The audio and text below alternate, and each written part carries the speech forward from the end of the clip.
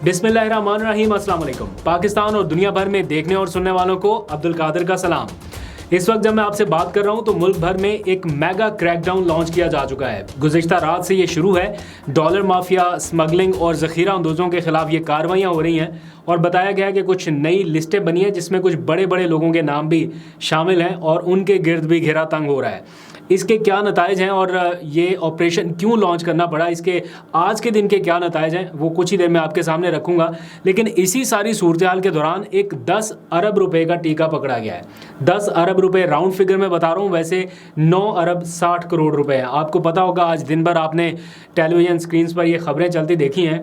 पिछले कोई 16 महीनों में आपने देखा होगा कि मीडिया बिल्कुल एक अलग साइड पर चला गया और अवाम बिल्कुल अलग साइड पर, यानी दोनों की सोच में और अप्रोच में 360 डिग्री का शिफ्ट नज़र आया और अवाम ये गिला भी करती नज़र आई कि मीडिया हकायक नहीं बता रहा या मीडिया उस तरह से अवाम का साथ नहीं दे रहा।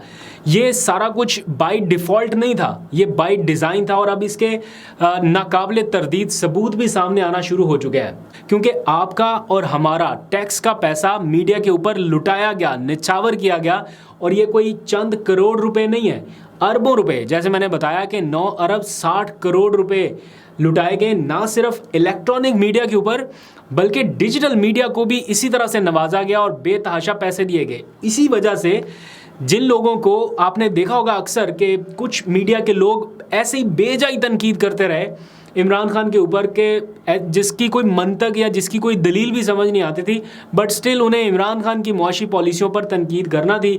और ये वाला जो सेटअप आया 16 महीनों में जो कुछ हुआ, इसको अभी भी वो लोग अच्छा कह रहे हैं और अभी जो मुआशी तबाही हो रही है इसका स्टिल जिम्मेदार इमरान खान की गवर्नमेंट को करार दिया जा रहा है कि इमरान खान के दौर में बहुत सारी मुआशी तबाहियाँ हुई, इसलिए उसके नतायज अब हमें भुगतने पड़ रहे हैं। तो ये सारा कुछ, ये नैरेटिव शिफ्ट करना, ये बयानियाँ बनाना, ये सब कुछ इसलिए था क्योंकि बोरियों के मुंह खुले हुए थे और पैसा लुटाया जा रहा था। इमरान खान के दौर में 70-80 रुपये फ़ी किलो मिलने वाली चीनी के ऊपर चीनी चोर, आटा चोर और चीनी स्कैंडल और पता नहीं क्या क्या कुछ और कितनी इंक्वायरीज और कितना आपने टीवी टॉक शोज के ऊपर शोर शराबा देखा। अभी वही एंकर, मैं उनका ट्वीट देख रहा था, अभी वही एंकर जो इमरान खान के इस टाइम पे, क्रूशल टाइम पे जब चीनी 70-80 रुपये किलो होने लगी, तो उन्होंने कितनी तनकीद की, कितने प्रोग्राम किए, कितना एयर टाइम खाली इस चीज़ में लगाया कि इमरान खान और उनकी मुआशी टीम नाकाम हो गई है। आज वही एंकर आवाम को अपनी ट्वीट में बता रहे थे कि अगर हम चाय में चीनी कम इस्तेमाल करें तो उससे डायबिटीज़ नहीं होता, उससे ये फ़ायदा भी होता है, उससे ये फ़ायदा भी होता है। मतलब ये हिपोक्रेसी की एक पीक मैं समझता हूँ कि जहाँ पर वो लेवल आ गया जहाँ तक पहुँचना शायद हर किसी के बस की बात नहीं है, कि मतलब चंद महीनों में ही आपका ये लेवल आया। और अब आवाम को आहिस्ता आहिस्ता पता चलना शुरू तो हो गया था, उस वक्त भी पता था कि आखिर इतना मीडिया क्यों गुन गा रहा है, क्यों फूलों के हार पहनाए जा रहे हैं तकारीब में बुला बुला के वजारत इत्तलात की मिनिस्टर मरियम औरंगज़ेब साहिबा को, और क्यों मीडिया उन पर लूटा जा रहा है, कुर्बान हुआ जा रहा है। उसकी वजह यही थी क्योंकि पैसा बेबहा बहाया जा रहा था और कोई ऐसे कारनामे नहीं थे अवामी सतह पर ऐसे किए जाने वाले इक़दाम जिनको बताने के लिए इतना पैसा लुटाया जाता हो। 16 महीनों में ऐसे कौन से प्रोजेक्ट्स लगे, ऐसे कौन से इक़दाम अवामी सतह के हुए या कौन से ऐसे मंसूबे आ गए जिनको हाईलाइट करने के लिए आपको मीडिया कैंपेन चलानी पड़ी, आपको मीडिया के ऊपर एडवर्टाइज़ करना पड़ा, आपको बताना पड़ा कि ये हमारा कारनामा है। कोई ऐसी चीज़ें नहीं थी, 1-2 ब्रिजेज़ के इफ्तिताह के अलावा कोई मेगा प्रोजेक्ट, कोई ऐसी चीज़ नहीं थी। उल्टा आपने शोर किया कि हमें जिनेवा कन्वेंशन से इतने अरब डॉलर मिल गए, इतना कुछ मिल गया, उसके ऊपर भी तशहीरी मुहिम चला दी। 1 अरब डॉलर नहीं आपको मिला और आपने कौमी ख़जाने से कितने करोड़ निछावर कर दिए, ये अभी तक आवाम को नहीं पता। और प्लस चलो इलेक्ट्रॉनिक मीडिया की तो समझ आती है ना कि इलेक्ट्रॉनिक मीडिया के ऊपर आपने लगा दिया, फिर डिजिटल मीडिया के ऊपर भी आपने लगा दिया। और डिजिटल मीडिया पर किसके ऊपर लगाया, कहाँ पर लगा और किन मखसूस लोगों तक पहुँचा है, इसकी तहकीकात होनी चाहिए। आपकी क्या राय है, ज़रा इस कमेंट सेक्शन में आप आके बताइए कि आपको क्या लगता है कि ये पैसा क्यों, कैसे और किसके कहने पर ये सारा इस तरह लग रहा था मीडिया के ऊपर, क्योंकि ये खालिसतन आपका पैसा था। आप बस सिर्फ ये इमेजिन करें कि इस वक्त पाकिस्तान के ख़जाने में आपको जो बिजली के बिलों से रुल रही आवाम है उसको देने के लिए 6 अरब रुपए की सब्सिडी नहीं है। कहते हैं कि IMF कहता है कि आप 15 अरब रुपए की सब्सिडी दे रहे हैं, हुकूमत कहती है नहीं नहीं हम सिर्फ 6 अरब रुपए की सब्सिडी देंगे, हमें इजाज़त दें। IMF इजाज़त नहीं दे रहा, 6 अरब रुपए नहीं है आपके पास एक्स्ट्रा कि आप लोगों को सब्सिडी दे सकें। लेकिन आपने मीडिया कैंपेन के ऊपर एक राय का पहाड़ इस तरह से बनाया कि आपने तकरीबन 10 अरब रुपए लगा दिए उसके ऊपर। तो खैर इसका हिसाब तो देखते हैं कि कब होगा।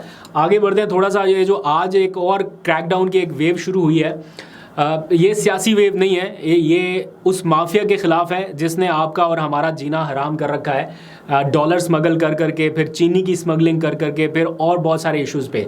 तो आप इख्तलाफ कर सकते हैं, आपका ये राइट है, बिल्कुल मैं यहाँ पर ये एग्री करता हूँ कि आपका ये राइट है। लेकिन मैं ये समझता हूँ कि ये स्टेप तो हर हाल में ही लेना चाहिए था, चाहे वो कोई भी गवर्नमेंट हो, चाहे कोई भी सेटअप हो।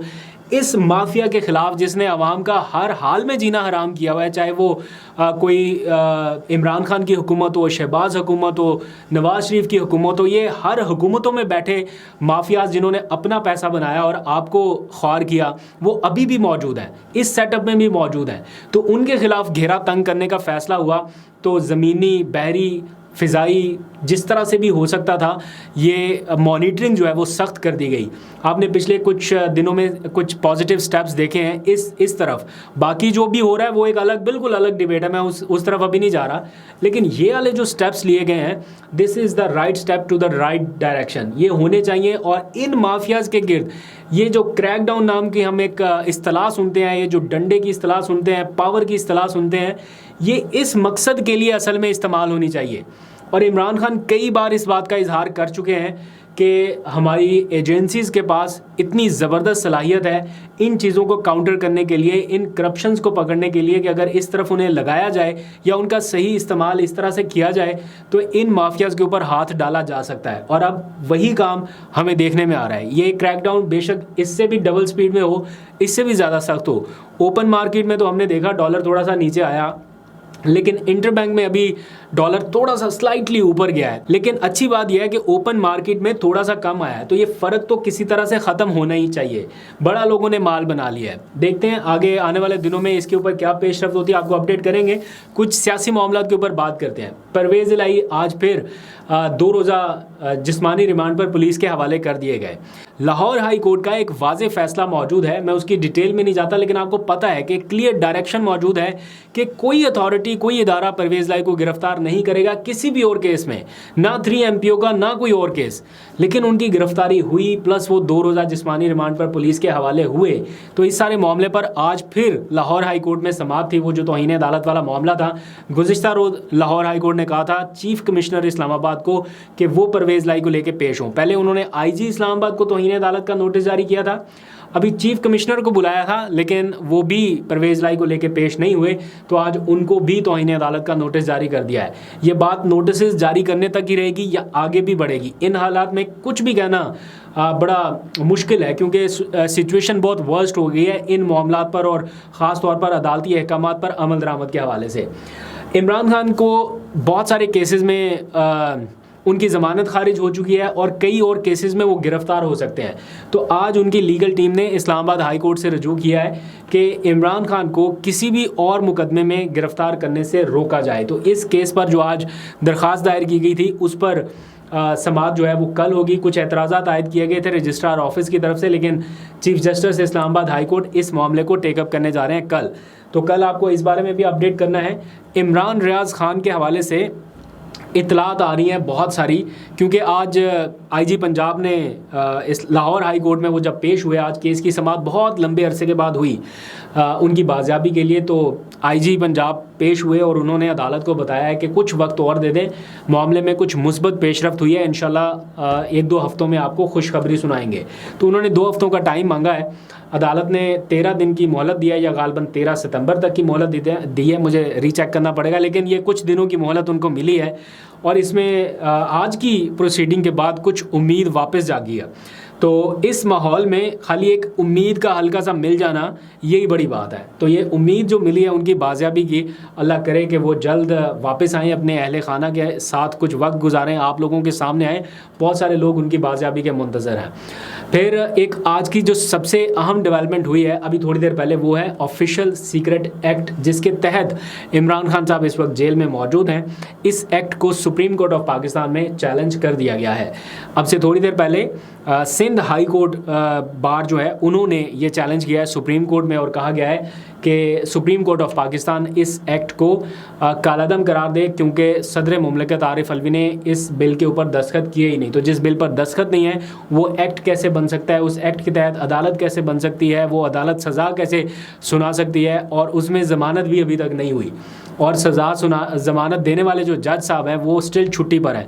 तो एक शख्स जो है वो बेगुनाही सज़ा काटी जा रहा है। तो इस सारे मामले को लेकर जो सुप्रीम कोर्ट ऑफ पाकिस्तान है उससे रजू किया गया है। अब चीफ जस्टिस उमर अता बंदयाल साहब तो मेरा नहीं ख्याल इसको टेकअप करने वाले हैं, क्योंकि उनके पास दिन ही कम रह गए हैं कि वो इसको टेकअप करें और फिर कोई डिसीजन अनाउंस करें। मेरा ख्याल है अब ये सारा मामला कोई आने वाला जो सेटअप है काजी फायज ईसा साहब वही टेकअप करें तो ही बेहतर होगा, क्योंकि उमर अता बंदयाल साहब अब ना तो कंट्रोवर्सी में पड़ेंगे, ना उनके फैसले पर अमल दरामद उस तरह से हो पाएगा, वो जो भी दे देंगे, क्योंकि अभी दिन ही कम रह गए हैं।